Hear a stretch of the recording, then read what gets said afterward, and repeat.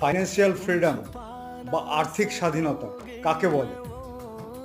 এটা জীবনের এমন একটা স্তর যেখানে সব মানুষ পৌঁছাতে পারে না। আচ্ছা, ব্যাপারটা আরেকটু পরিষ্কার করে দিচ্ছি। যারা চাকরি করেন তারা কিন্তু আর্থিকভাবে স্বাধীন নন। যারা ব্যবসা করেন তারাও কিন্তু আর্থিকভাবে স্বাধীন নন। কেন? তার কারণ আপনার দোকানটা যদি 5 দিন বন্ধ রাখেন তাহলে আপনার কাস্টমার চোট হয়ে যেতে পারে, আপনার ইনকাম তো যাবেই। সেরকম চাকরির ক্ষেত্রেও আপনি ইচ্ছা করলেও আপনার রিলেটিভের বিয়ের জন্য 2 দিন অতিরিক্ত নিতে পারবেন না, কাজের প্রেশার 2 দিন অতিরিক্ত ছুটি নিতে পারবেন না। তাহলে কোথায় আপনার স্বাধীনতা?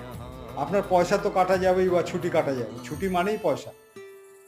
তাহলে সেই স্বাধীনতা নেই আপনার। তাহলে কি হবে? আপনার আর্থিক স্বাধীনতা